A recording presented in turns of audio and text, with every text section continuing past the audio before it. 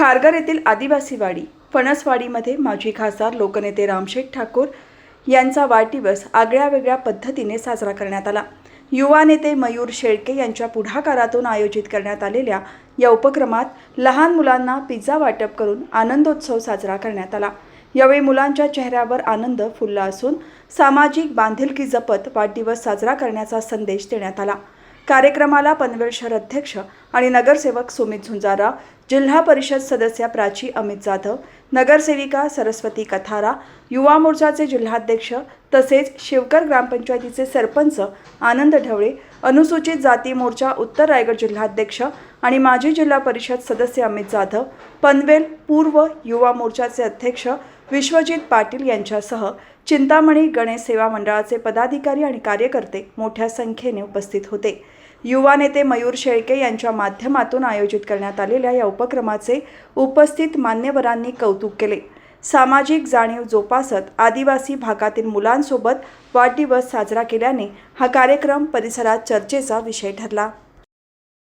सर्वप्रथम मी मयूर शेळके आणि यांच्या पूर्ण टीमचं मनापासून अभिनंदन करेन की त्यांनी एवढा चांगला उपक्रम घेतला। म्हणजे खरं तर लोकनेते रामशेठ ठाकूर साहेब यांचा जर जीवनाचा प्रवास बघितला तर आपण दानशूर व्यक्तिमत्व म्हणून त्यांना ओळखतो आणि मग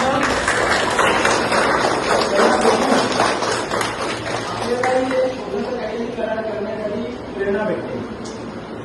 मी बघतो की कालच मयूरचा वाढदिवस झाला परवा आणि त्यावेळेला त्यांनी खाली काही उपक्रम घेतले।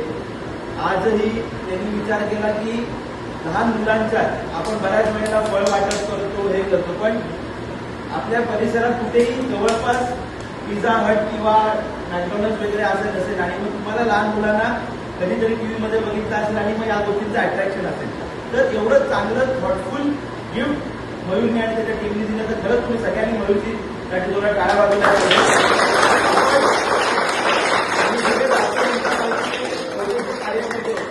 लोकनेते रामशेठ ठाकूर साहेब, प्रशांतदादा परेशदादा यांच्या मार्गदर्शनाने काम करतो आणि ज्या वेळेला प्रत्येकाला काही करायची संधी भेटते तो प्रत्येक जण आपापल्या परीने करत राहतो।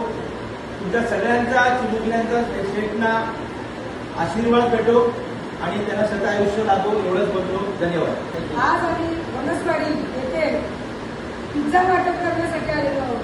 खरं तर ही मंडळी आपल्या शहरालगतच आहे, पण हे डोंगरावर असल्या कारणाने त्यांना पिझ्झा वगैरे रोज मिळत नसेल। तसं ते खाली जाऊन खातच असतील पण रोज मिळत नसेल।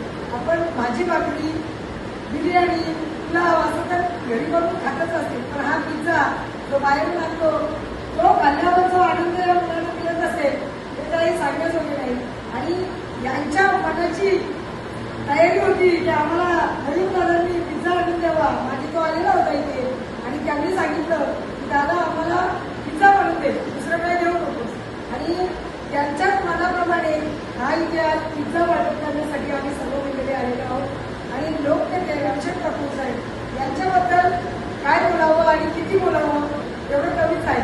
खरं तर आम्ही काल परवाच या पक्षात प्रवेश केला व मोठ्या साहेबांचा एवढा आम्हाला स्वाभिमान वाटतो आणि आदर वाटतो की आज मी ह्या नगरसेवक पदावर फक्त आणि फक्त त्यांच्यामुळे आहे। आम्हाला वाव दिलेला नाही, पण मोठ्या शेट्टी कधी असं आम्हाला समजले नाही की तुम्ही कालच आलाल आणि आमच्या पक्षात तुम्हाला दुय्यम स्थान असं कधीही केलं नाही।